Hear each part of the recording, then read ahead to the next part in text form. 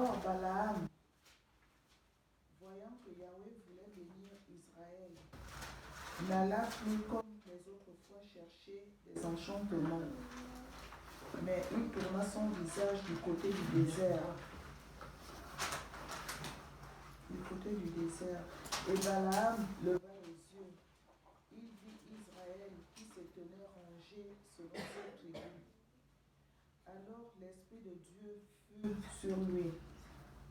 Et il prononça à haute voix son discours sentencieux et dit: Balaam, fils de Béor, dit, et l'homme qui a l'œil ouvert dit, celui qui entend les paroles de Dieu, qui voit la vision du Tout-Puissant, qui tombe à terre et qui a les yeux ouverts, dit,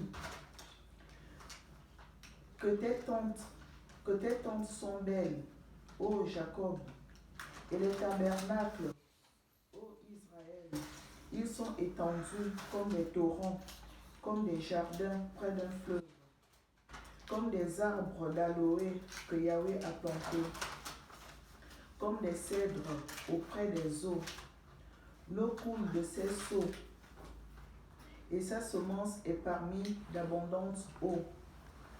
Et son roi s'élève au-dessus d'Agag, et son royaume sera haut élevé. Dieu qui l'a tiré d'Égypte est pour lui comme la vigueur du buffle. Il consumera les nations qui sont ses ennemis. Il brisera leurs os et les percera de ses flèches. Il s'est courbé, il s'est couché comme un lion qui est dans sa force, et comme un vieux lion qui le réveillera. Quiconque te bénit sera béni, et quiconque te maudit sera maudit. Alors Balak se mit très en colère contre Balaam. Il frappa des mains, et Balak parla ainsi à Balaam. Je t'ai appelé pour maudire mes ennemis, et voici tu les as bénis. Tu les as bénis 3 fois déjà. Et maintenant, fuis dans ton pays. J'avais dit que je t'honorerai, mais Yahweh t'empêche d'être honoré. Amen. Oui, le verset 23 à 30. Nombre 23. Nombre 23, oui. Verset 1 à 30. Delphine, tu veux continuer? Vas-y. Je suis même pas à la page, je vais tout. C'est le chapitre précédent. Non. Nombre 23. Oui, j'y suis là. Ok. Balaam dit à Balak, bâtis-moi ici 7 autels, et prépare-moi ici 7 jeunes taureaux et 7 béliers. Balak fit ce que Balaam avait dit. Balak et Balaam firent monter un jeune taureau et un bélier sur chaque autel. Balaam dit à Balak, tiens-toi près de ton holocauste et je m'éloignerai. Peut-être que Yahweh viendra à ma rencontre et je te rapporterai tout ce qui me révélera. Et il s'en alla sur une hauteur de Nidé. Elohim vint au-devant de Balaam, et Balaam lui dit, j'ai dressé 7 autels, et j'ai fait monter un jeune taureau et un bélier sur chaque autel. Yahweh mit des paroles dans la bouche de Balaam, et lui dit, retourne vers Balak, et tu parleras ainsi. Il retourna vers lui, et voici, il se tenait près de son holocauste, avec tous les chefs de Moab. Alors Balaam prononça sa parabole et dit, Balak, roi de Moab, et descend d'Aram, des montagnes d'Orient, en me disant, Balak, roi de Moab, m'a fait descendre d'Aram, des montagnes d'Orient, en me disant, viens, maudis-moi Jacob, viens, déteste Israël. Mais comment maudirais-je? Elle ne l'a pas maudit. Comment le détesterais-je? Yahweh ne l'a pas détesté. Car je le regarderai du sommet des rochers et je le contemplerai du haut des collines. Voici, ce peuple habitera à part et il ne sera pas compté parmi les nations. Qui comptera la poussière de Jacob et le nombre du quart d'Israël? Mon âme meurt de la mort des justes, et que ma fin soit semblable à la leur. Alors Balak dit à Balaam: Que m'as-tu fait? Je t'ai pris pour maudire mes ennemis, et voici, tu les as bénis.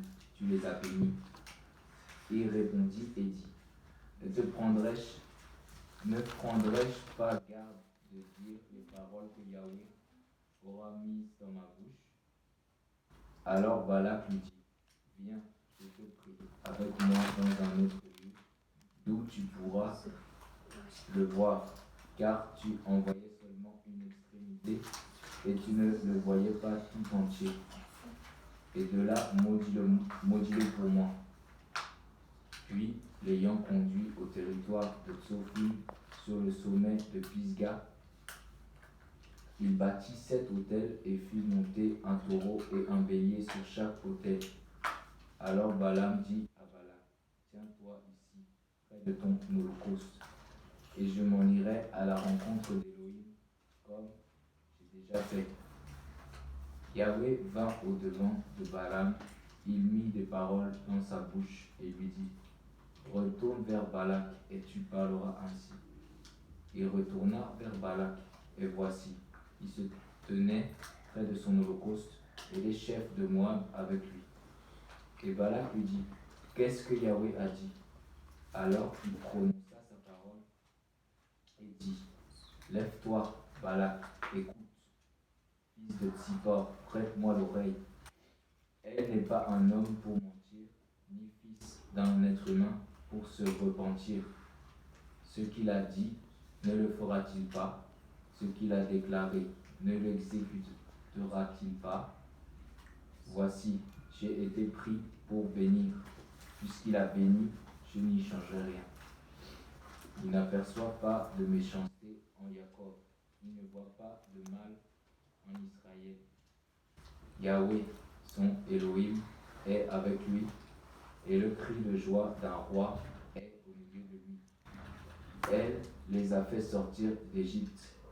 Il est pour eux comme la vigueur du taureau sauvage, car il n'y a pas d'enchantement contre Jacob, ni la divination contre Israël. Au temps marqué, il sera dit à Jacob et à Israël: Qu'est-ce qu'elle a fait? Voici, ce peuple se lèvera comme une lionne et se dressera comme un lion qui est dans sa force. Il ne se couchera pas jusqu'à ce qu'il ait dévoré la proie et bu le sang et blessé à mort. Balak dit à Balaam: En effet, ne le maudis pas, mais ne le bénis pas aussi.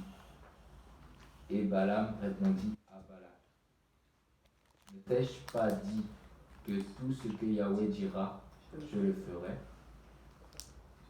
Balak dit encore à Balaam: Viens maintenant, je te conduirai dans un autre lieu.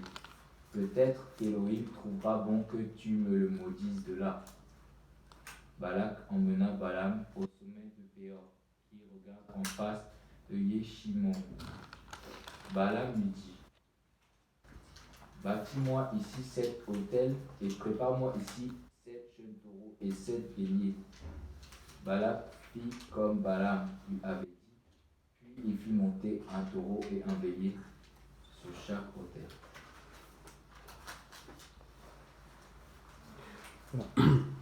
Donc ici, il s'agit de l'histoire du peuple d'Israël, hein, donc confronté à un ennemi du nom de Balak.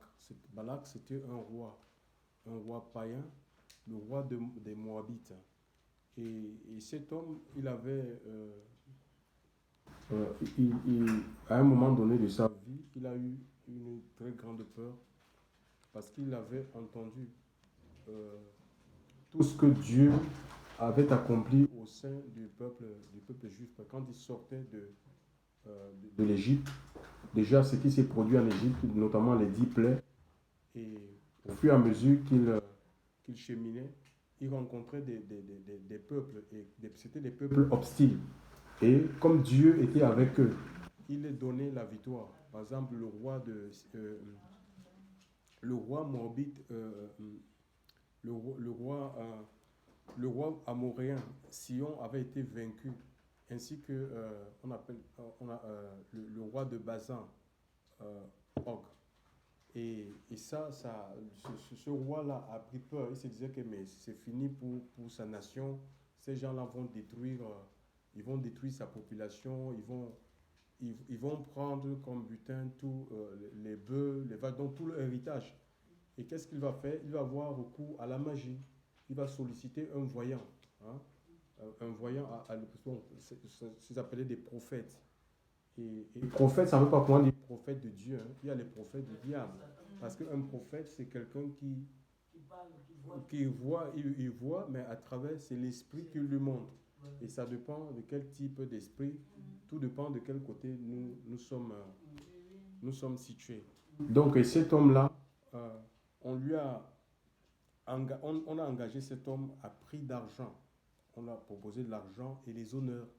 Que voilà, si tu freines la marche de ce peuple, si tu nous donnes d'avoir la victoire sur ce peuple, nous allons te donner des honneurs, on va t'honorer dans notre royaume, on va te donner beaucoup de richesses. Et cet homme va bâtir, je crois, il est parlé de 7 hôtels, hein, 3 fois, ça fait 21 hôtels bâtis, et ainsi que des animaux qui devaient être offerts, je crois, il est parlé des bœufs, des vaches, hein. Donc voilà, de bœufs et taureaux. Donc, et cet homme-là, il va, en jetant des sorts, donc c'était des incantations en fait. Il faisait des incantations pour que ce peuple-là, Israël, puisse trébucher en fait. Israël puisse tomber sous son pouvoir. Donc il a eu recours à la magie pour que Israël, il a payé, il était prêt à payer de l'argent pour voir la chute. Oui, pour voir la chute d'Israël. Et ce n'est pas fini. Hein, aujourd'hui, il y a des gens qui iront payer, donner de l'argent chez des voyants, chez des marabouts, tout simplement pour que, pour faire tomber une personne, hein, pour qu'une personne disparaisse de la circulation. Donc ça peut être une simple jalousie parce que certains n'aiment pas voir d'autres réussir. Donc, sauf que malgré tous ces hôtels bâtis, d'accord, ce peuple, d'abord, ce roi-là, Dieu va saisir ce prophète pour lui révéler l'identité de ce peuple. À un moment donné, il lui a dit que je meurs de la mort de ces justes. Donc voilà, tu vois, et c'est quelqu'un, il s'est mis à envier parce que Dieu lui avait montré en fait l'identité de ce peuple spirituellement, c'est qu'ils étaient en fait. Et parfois nous-mêmes, on est le peuple de Dieu, on n'est pas différent de ce peuple, nous sommes le peuple de Dieu, d'Israël spirituel, et quelquefois nous n'avons même pas conscience de notre identité en fait. Voilà quelqu'un qui avait un sorcier qui désire être comme ce peuple. Pourtant, il a été payé pour détruire en fait, pour que ce peuple puisse tomber sous le joug de ce roi païen. Et on voit ici que cet homme, malgré ses enchantements, d'accord, malgré ses pouvoirs maléfiques, il va dire qu'il ne peut pas modifier, il ne peut pas maudire ce que Dieu a béni, d'accord. Il ne peut pas maudire, c'est-à-dire qu'il ne peut pas modifier le plan de Dieu dans la vie des enfants parce qu'il dit que Dieu est au milieu de lui en fait, d'accord. Et Dieu est au milieu de Dieu les a fait sortir, il est au milieu de. Donc, ça dit que du moment où le Seigneur est au milieu de nous, où il est en nous, même s'il y a le monde s'élève contre nous, d'accord, pour prononcer des paroles de malédiction, jeter des sorts en fait. Ce sont des paroles mauvaises en fait, hein, qu'on lance. Ça ne nous atteindra pas. Ça ne peut pas parce Dieu est avec nous. Alléluia. Emmanuel, ça veut dire Dieu avec nous. Et si Dieu est avec nous, la Bible nous dit que qui sera contre nous? Personne, même tous les sorciers du monde entier réunis. Le problème, ce n'est pas les sorciers, d'accord? il faut laisser les sorciers tranquilles, il faut laisser le diable tranquille. D'accord? Et il est dit même ici que celui qui te bénira, il sera béni. On l'a lu, hein? On a lu ça en fait. Hein? On a lu ça dans le verset 9, 24. Il dit, oui, bénis sont ceux qui te bénissent et maudits sont ceux qui te maudissent. Donc on n'a même pas besoin, nous, de nous préoccuper des gens qui... de la sorcellerie, il y a des séminaires qu'on lance ici et là. Comment toucher les sorciers de sa famille, comment être délivré de la malédiction de la famille. Moi, je n'ai pas vu ce genre d'enseignement dans la Bible. Et c'est des enseignements qui sont prisés en fait. Parce qu'en fait, il y a des gens qui déjà ils ne sont même pas conscients de leur identité et ils cherchent ce genre de prophètes et pour les parler, oui. C'est-à-dire qu'on les fait passer comme s'ils étaient des victimes. Eux, ils se voient victimes. On les annonce jamais leur péché. Ces prophètes ne leur parlent jamais que tu es dans un état de péché, qu'il faut que tu te repentes. Non, ce sont les sorciers de ta famille. Ils ont fait des choses. Et ça crée quoi? Ça crée des liens, un lien de dépendance. Où il y a une subordination en fait, hein, où celui-ci, il est comme ton supérieur et il va te donner maintenant des recettes. Fais comme ça, mets-toi 3 jours de jeûne à sec, bois une cuillère de sel par jour pendant ces 3 jours. Voilà, ou bien lave tes pieds à partir de minuit. Parce que je sens que tu es dans une malédiction. Il y a une malédiction. Il y a une malédiction ancestrale dans ta vie. Tu es enfant de Dieu. On te dit qu'il y a les malédictions. Il y a une malédiction. Tu es dans cette là. Je crois qu'il y a une malédiction. Il y a quelque chose qui a fait dans ta vie. Il faut que je puisse couper, je puisse briser ce lien. Vous vous rendez compte? Alors que le Seigneur, ici, il est dit que l'enchantement, la sorcellerie ne peut rien. C'est écrit. D'accord? C'est quel verset, Le verset 23. De Nombre 23. Il est dit, car il n'y a pas d'enchantement. La sorcellerie ne peut rien contre Jacob. Amen. Jacob, c'est l'élu de Dieu en fait. Hein. C'est le bien-aimé d'Israël. C'est Israël. D'accord? Ni de divination contre Israël, selon ce temps. Donc, ça dit que rien ne peut... la sorcellerie ne peut rien contre un enfant, un élu de Dieu. Oui, oui, c'est la même chose, oui. C'est des synonymes. Donc, ça ne peut rien contre un enfant de Dieu. Donc, il faut arrêter de dire, oh, les sorciers sont en train de me poursuivre, oh, machin, tout ça. Peut-être ma vie, c'est comme si ma vie est bloquée, je n'arrive pas à trouver le travail. Peut-être il y a les sorciers qui ont fait les choses pour que je ne puisse pas trouver le travail, pour que je ne puisse pas enfanter. Oh, peut-être il y a un sorcier qui est assis dans mon mariage. Le sorcier est assis dans mon mariage. Le sorcier est assis dans mes bénédictions. Voilà les choses qu'on entend. Mais c'est quoi ça? L'ignorance.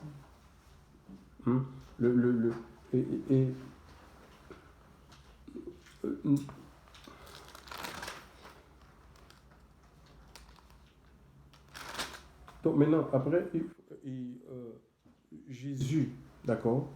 Jésus est allé à la croix pour réconcilier les hommes avec Dieu.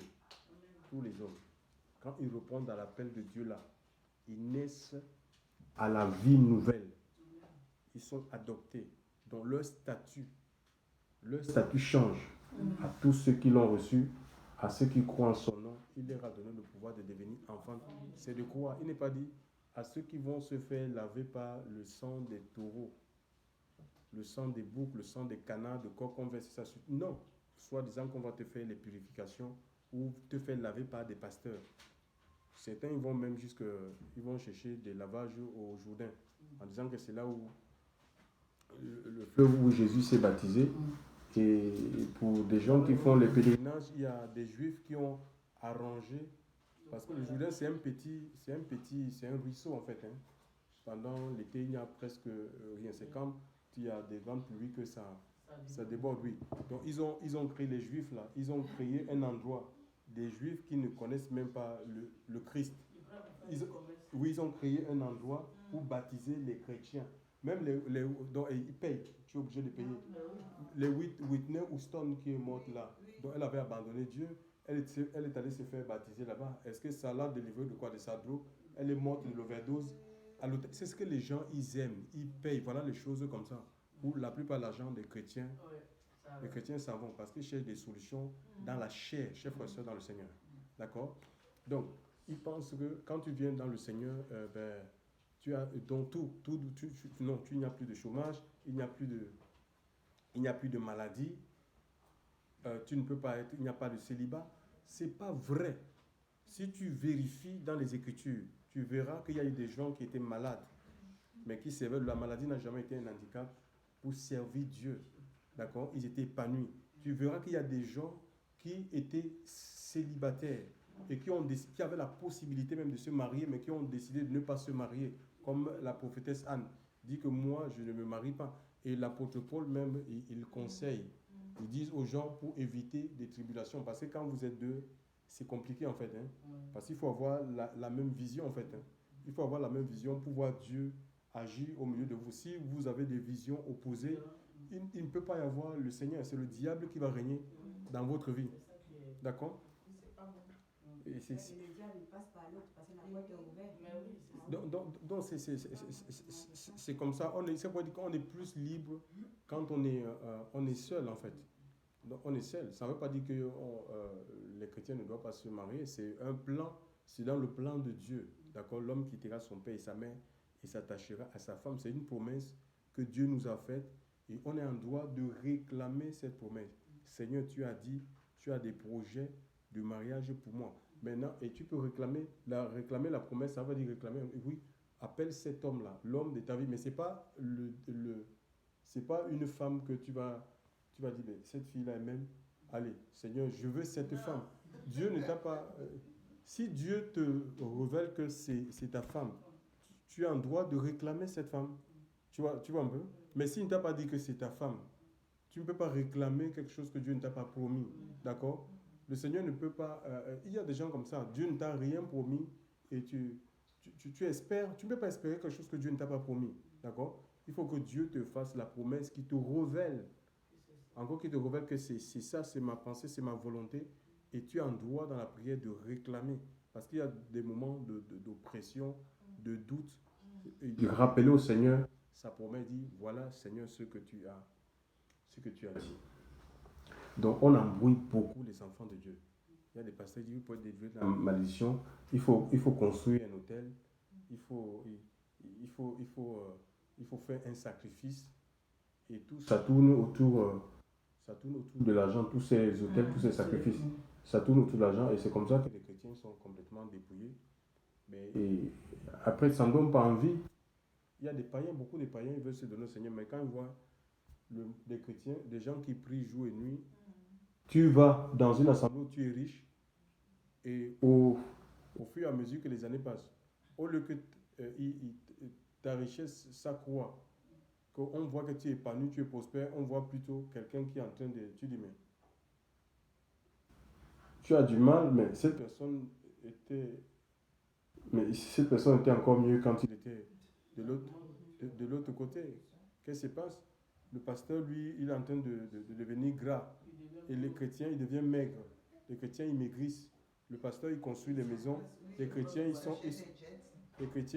achète les jets. Et les chrétiens, ils sont là comme ça, à pied. Ils sont les chaussures penchées, les pantalons percés. Ils ont posé la question en Côte d'Ivoire que est-ce que ses fidèles sont comme lui? Il dit non, mais il y a toujours quelqu'un qui est plus grand que l'autre. Donc lui, voilà, ses fidèles n'ont pas la même chose que lui. Mais lui, il a guette privée. Il a Côte d'Ivoire. Je pense que c'est un Camerounais qui a fui, qui est allé en Côte d'Ivoire, là, le gars. Donc tu vois, c'est ça, c'est parce que les gens, ils ne lisent pas les Écritures. Ils refusent de lire. Surtout nous, les Africains, on n'a pas la culture de la lecture. Hein, on voit, il y a des grands ministères, des gens qu'on dit des grands pasteurs. Ici, en France, des Africains qui disent que Dieu les envoie en France. Mais dans leur assemblée, il n'y a pas, c'est que des Africains qui sont là. Et on prêche la prospérité. Parce que les Blancs, au moins, ils réfléchissent. Les gens pensent que la foi, c'est le suicide de la réflexion. En France, c'est le pays des Blancs. Normalement, il doit y avoir plus de Blancs. Ils font des 4 cultes. Il y a de 1000 personnes. Mais c'est que des Africains où on les parle. C'est pas normal, ça. Ça veut dire qu'il y a quelque chose qui ne va pas. Quand tu jettes un filet en mer, Il y a n'importe qui rentre. Il y a toutes sortes de poissons. D'accord? Ça veut dire qu'il y a un problème en fait. Il y a un problème. Comme les gens ils veulent l'argent, on leur donne les messages qu'ils aiment. Le blanc, il sait que pour l'argent, c'est pas en priant que l'argent va tomber du ciel. Il faut aller travailler.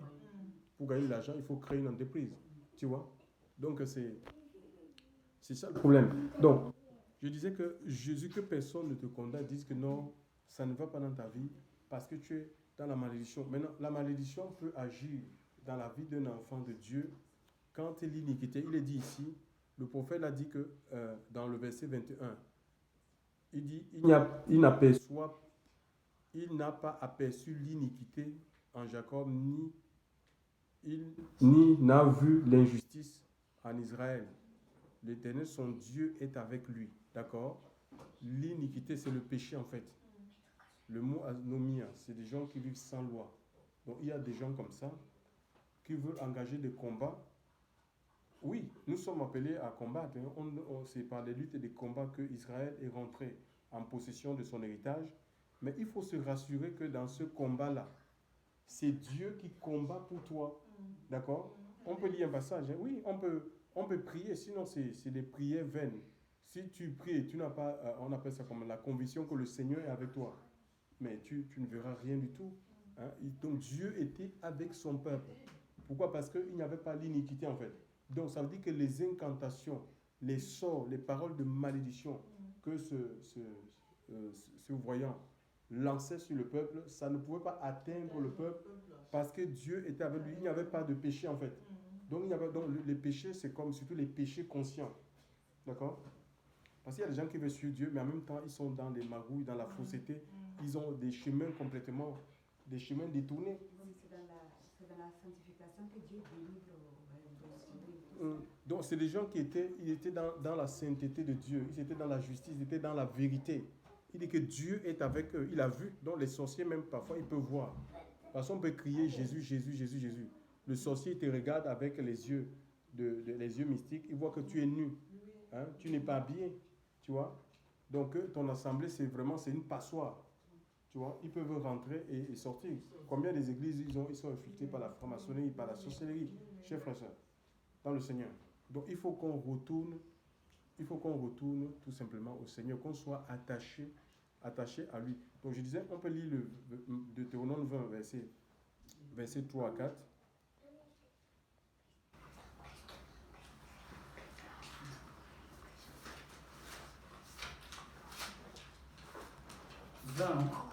Oui.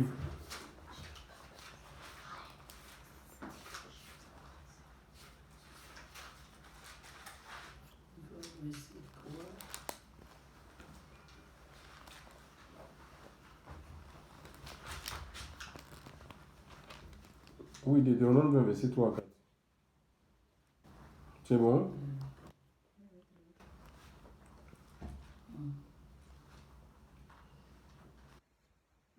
Il dira, écoute Israël, vous allez aujourd'hui livrer bataille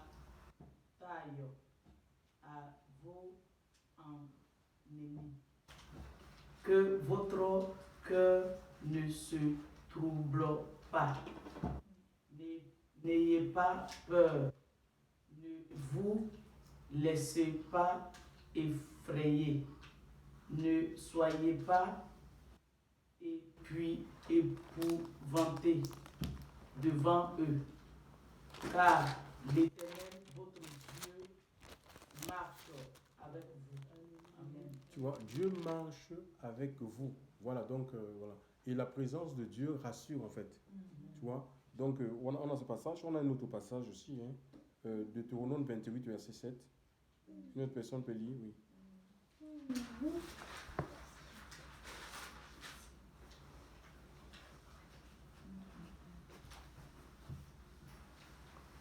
Yahweh fera que tes ennemis qui s'élèvent contre toi soient battus devant toi. Ils sortiront contre toi par un chemin et ils s'enfuiront devant toi par 7 chemins. Ouais, c'est-à-dire c'est les gens qui cherchent l'échappatoire en fait. Tu vois, c'est Dieu qui fera. C'est pas toi en fait.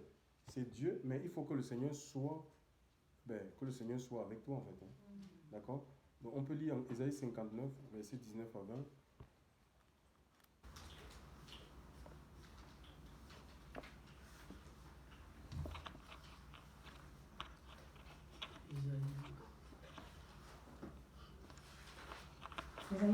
Ésaïe 59, verset 19 à 20.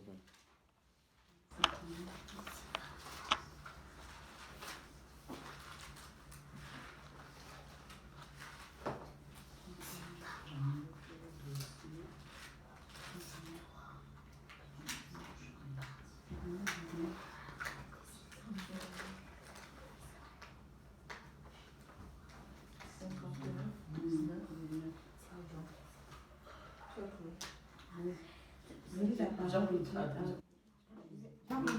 Oui. D'accord. Là, voilà 19, verset 19 et 20. et 20. À 20, tu t'arrêtes.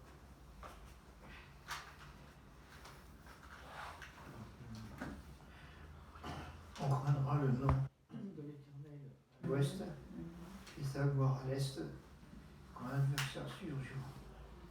Pareil à son fleuve. L'Esprit de l'Éternel le mettra en fuite. Oui, voilà, tu vois, c'est l'Esprit de Dieu qui met Satan en fuite. Mais il faut être dans la crainte de Dieu. C'est tout. Et Dieu va combattre pour toi, en fait. Hein? Tes combats seront les combats de Dieu. D'accord? On ne peut pas mettre Dieu de côté et penser que le Seigneur va venir agir en notre faveur. Non, chers frères et sœurs. Et que personne ne vous dise qu'il y a une malédiction qui est dans votre vie. Enfin, même si vous êtes tombé, tout ce que vous avez à faire, hein, la solution, c'est de repentir, de revenir. Et c'est ce qui, c'était pas même Israël, quand ils abandonnaient Dieu, le Seigneur utilisait ces nations-là, leurs propres ennemis, pour dominer sur eux. D'accord? Et jusqu'à ce qu'ils reviennent, parce qu'ils voulaient qu'ils reviennent au Seigneur. C'est la même chose en fait. D'accord? Donc c'est ça. Ça veut dire que Dieu contrôle tout. Il contrôle tout. Donc l'ennemi ne peut rien dans notre vie si ce n'est pas permis par le Seigneur. D'accord? Donc, alors, pensez qu'on a les malédictions. Bon, alors il y a cet évangile qui dit oui, on peut maudire aussi, on peut se venger. Ils invoquent la malédiction dans la vie de leurs ennemis. Certains veulent même la mort des sorciers de leur famille en se référant sur l'ancienne alliance. Il faut comprendre qu'il y a des choses qui étaient autorisées dans l'ancienne alliance. Par exemple, nous voyons quand David y prie, il veut que le tourbillon emporte ses ennemis. Ça, c'était autorisé jusqu'à un temps marqué. Parce que c'était la loi du talion. Œil pour œil, dent pour dent. D'accord? Pied pour pied, coupe pour coupe. Mais aujourd'hui, c'est plus comme ça en fait. D'accord? Jésus va dire, par exemple, dans Matthieu 5, à partir du verset 43, on va du verset 43 à 44. Matthieu 5. Oui, il y a des gens qui disent que les chrétiens peuvent maudire. Hein, tu vois? Matthieu chapitre 5, verset 43.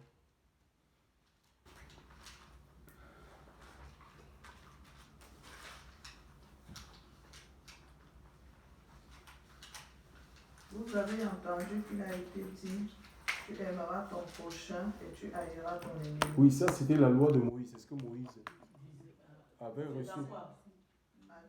Matthieu 5, Matthieu, verset 43. verset 43 là, oui. Ça, c'est ça que les gens. Voilà, et maintenant, Mais moi, je vous dis, aimez vos ennemis, bénissez ceux qui vous maudissent, Amen. faites du bien à ceux qui vous haïssent, Amen. et priez pour ceux qui vous accusent faussement. donc, Et vous persécutez. et nous sommes disciples du Seigneur. On n'est pas disciples de Moïse. D'accord? Amen. Voilà, donc parce que là, il y a eu changement de loi en fait. Amen.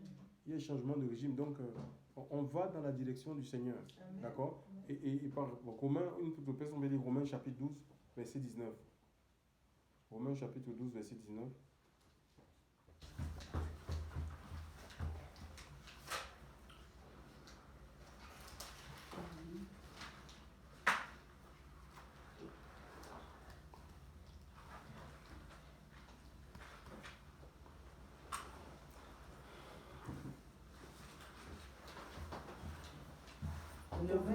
Romains chapitre 12, verset 19, oui.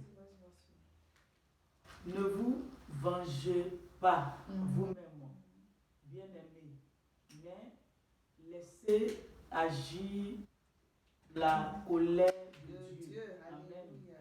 Car il est écrit, c'est à moi qu'appartient la vengeance. C'est moi qui donnera à chacun ce qu'il mérite. Voilà, donc c'est à Dieu la vengeance, c'est à Dieu la rétribution. C'est pas à nous, à lui. Hein. Nous, tout ce que Dieu nous demande, c'est de le suivre. Tu comprends? C'est de rester dans ses voies. Et c'est lui qui combat pour notre vie. À lui, hein? Il combat, c'est lui qui nous défend. C'est lui qui nous protège, c'est lui qui nous justifie. D'accord? Et voilà, donc, et la malédiction, mes amis, la malédiction, la malédiction a été ôtée à travers l'œuvre de la croix. D'accord?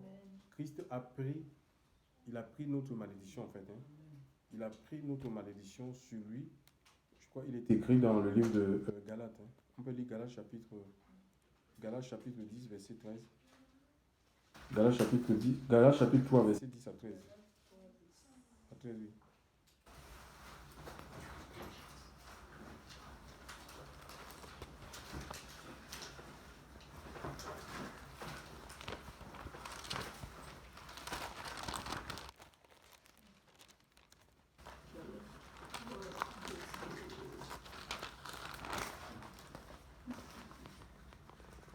Galates 3, verset 10 à 13.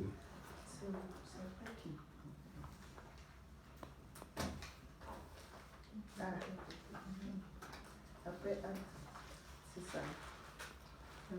Galates 3, verset 10.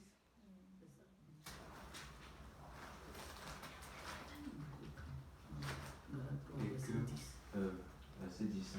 Car tous ceux qui sont des œuvres de la Torah sont sous la malédiction, car il est écrit, maudit est quiconque ne persévère pas dans toutes les choses qui sont écrites dans le livre de la Torah et ne les met pas en pratique, et que personne ne soit justifié devant Elohim par la Torah. Cela est évident puisqu'il est dit, le juste vivra par la foi. Or, la Torah n'est pas sur la base de la foi, mais elle dit, l'être humain qui mettra ces choses en pratique vivra par elle. Mashiach nous a racheté de la malédiction de la Torah en devenant malédiction pour nous, car il est écrit, maudit quiconque est pendu au bois. Et voilà, donc Jésus a pris notre place en fait. Hein, sur le bois de la croix. Il s'est fait malédiction. Il a pris la malédiction. Tout est accompli en fait. Toutes les malédictions qui peuvent s'abattre sur les hommes, qui peuvent sévir dans la vie des hommes, Jésus les a pris dans son corps, dans sa chair. Alléluia.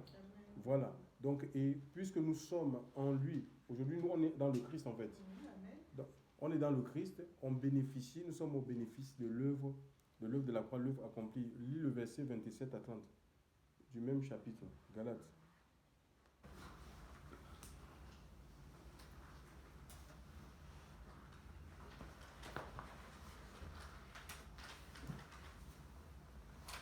« 27 à 30. Car vous tous qui avez été baptisés en Christ, vous avez revêtu Christ. Il n'y a ni juif, ni grec. Il n'y a plus ni esclave, ni libre. Il n'y a plus ni homme, ni femme, car vous êtes tous un en Jésus. Et si vous êtes de Christ, vous êtes donc la postérité d'Abraham et héritier selon la promesse. Alléluia. Donc on est la postérité d'Abraham. Hein? Abraham, et on a ici la postérité d'Abraham, mais spirituelle en fait. On est la postérité spirituelle d'Abraham. Et si on a une postérité qui est physique, qui est charnelle, et dont on fait des incantations, et ces incantations ne les atteignent pas parce que Dieu, le Dieu d'Abraham, est avec eux en fait. Tu vois, et qu'il n'y a pas le péché, on ne trouve pas le péché au sein de cette assemblée. Donc c'est le même regard que le Seigneur avait pour ce peuple-là, sous Moïse, c'est le même qu'il a aujourd'hui pour l'Église, hein, pour nous, l'Église du Seigneur que nous sommes. Donc, on ne peut pas maudire ce que Dieu a béni. D'abord, Israël, ça veut dire Dieu prévaut. Et quand on lit dans le livre de Matthieu 16, 18, il est dit le séjour des morts ne prévaudra point, ne peut pas emporter sur l'Église. D'accord? N'aura pas la suprématie sur l'Église. D'accord? Voilà, parce que l'Église, elle est puissante, elle est forte. Alléluia. Donc, et c'est le Seigneur qui l'a bâti, il l'a racheté. C'est le corps du Seigneur. Hein? Tu es membre du corps de Christ. Comment le corps victorieux. D'accord? Et comment on va dire que la malédiction peut toucher le Seigneur? Comment?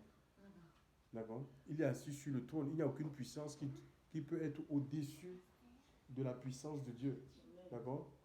Israël, c'est celui qui est premier sur tout ce qui peut être premier. D'accord?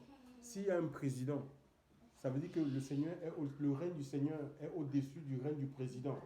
S'il y a des rois, le règne du Seigneur est au-dessus. Il est souverain en fait. Ça veut dire qu'il peut influencer les décisions d'un roi en fait. Quelqu'un qui prend une décision, ton chef d'entreprise, il peut décider de te licencier. Et le Seigneur, il agit dans ses pensées pour qu'il révoque cette décision en fait. D'accord? Hein?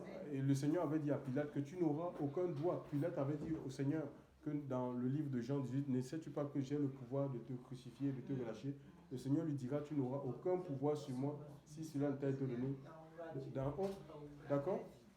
Donc c'est comme ça, il faut qu'on soit conscient de notre identité. Il y a un Jean 4, verset 4 qui dit, vous petits enfants, vous les avez vaincus. Hein? Vous petits enfants, vous les avez vaincus. Il n'est pas dit vous, grand bishop, vous, grand prophète, hein? Vous, grand révérend, vous petits enfants. Hein?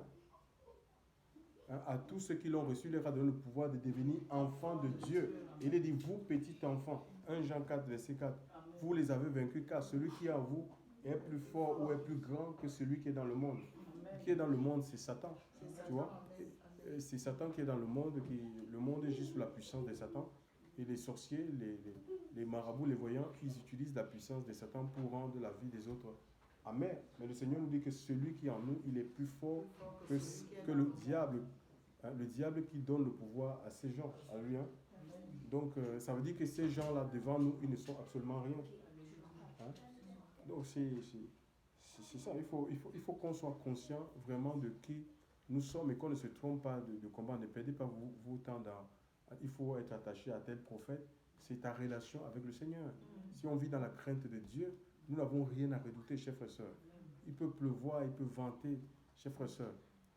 Satan peut envoyer une horde de démons au milieu de nous, mais la gloire de Dieu va nous protéger. La gloire de Dieu va nous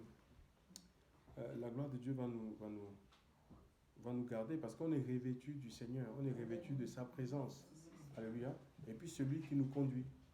D'accord? C'est lui qui nous conduit. Ce qu'on doit rechercher, c'est les décisions de Dieu. Dieu peut t'imposer le chômage. Il peut t'imposer le célibat. Il faut chercher la volonté de Dieu pour ta vie. D'accord? Il ne faut pas développer des complexes. Parce qu'on n'est pas en compétition. Donc, pour ta vie, il faut rechercher dans la prière ce que Dieu veut, ce que le Seigneur attend de toi. Dieu parle. Mais ça, il faut créer une intimité, tout simplement. Il faut créer une intimité, donc avec le Seigneur, et tu vas être dans le repos de Dieu. Même si les gens portent des jugements sur ta vie, toi tu sais ce que Dieu t'a dit. Alléluia, tu sais que tu es dans le blanc et la volonté de Dieu. Gloire au Seigneur. Alléluia. Donc le Seigneur est vivant. Nous allons finir par ce passage de Deutéronome. Écoutez un peu de Deutéronome 23, versets 4 à 6. Quelqu'un peut lire ça?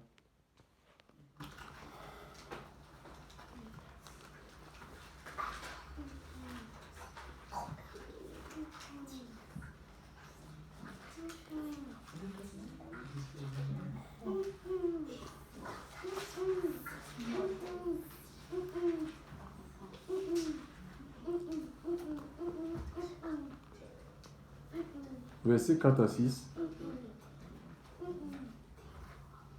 J'ai perdu de C'est le dernier livre de la loi. Hein. Les cinq livres.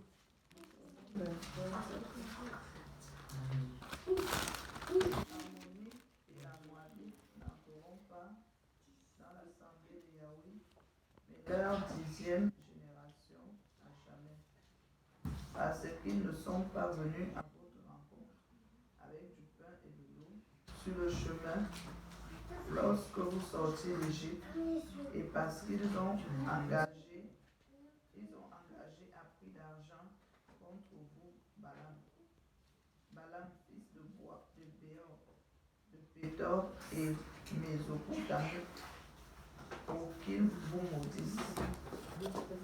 Mais Yahweh ton Elohim n'a pas voulu écouter Balaam. Yahweh ton Elohim a changé la malédiction en bénédiction, parce que ton Elohim t'aime. Tu ne chercheras ni leur paix, ni leur prospérité durant tous tes jours. Donc voilà, ici, il dit, donc quelqu'un a été engagé à prix d'argent pour maudire, alors que ce peuple, ils étaient tout simplement de passage. Ils ne voulaient pas quoi que ce soit dans la vie de ce roi. D'accord? Et on voit que Dieu n'a pas permis. Donc il y a des gens comme ça, des pasteurs qui parfois se permettent de maudire les gens. Que si vous ne faites pas ceci, je vais vous maudire. Mais c'est le mensonge. Et il y a des gens qui ont peur. Proverbe 26, verset 2. Proverbe 26, verset 2. Et il y en a, le pasteur a tremblé. Si je ne donne pas 1000 euros, alors les gens ils vont courir. Mais c'est grave.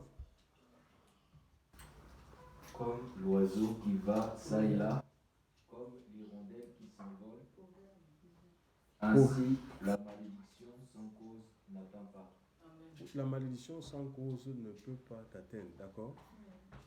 Une malédiction sans cause ne peut pas t'atteindre. Voilà. Donc, on ne peut pas maudire les gens pour le simple plaisir, parce qu'on est pasteur. C'est pas vrai. Ah oui, hein? Donc, il faut rester attaché au Seigneur. Donc, rester attaché à Dieu, et voilà, le diable pourra s'agiter comme il veut, mais il ne peut pas modifier le plan de Dieu, ce que Dieu a dit. D'accord? C'est toi-même qui peux sortir de la voie du Seigneur. Donc, voilà, et soit retarder ou empêcher que ce que Dieu a décidé de faire avec toi s'accomplisse. Donc, il faut rester dans la crainte du Seigneur, et ça marche. C'est tout, c'est la crainte de Dieu qu'on doit cultiver. Hein. C'est pas jeûner, prier, machin, et on vit dans la désobéissance, on est dans les péchés conscients. Le Seigneur, dans un passage, je crois que c'est le prophète Isaïe, il dit, mais ce peuple, mon nom du bout des lèvres, le cœur est éloigné de moi. D'accord? Le cœur est dans autre chose hein, que le Seigneur. Donc, puisse le Seigneur nous aider. On va prier le Seigneur vraiment qu'il sonde nos vies. Par le Saint-Esprit. Alléluia. Et s'il y a des choses à changer, à délaisser, qui nous donne cette force-là, nous voulons avancer, nous voulons prospérer dans ces voies. Alléluia. Voilà, gloire à Dieu. Merci Seigneur pour tout ce que tu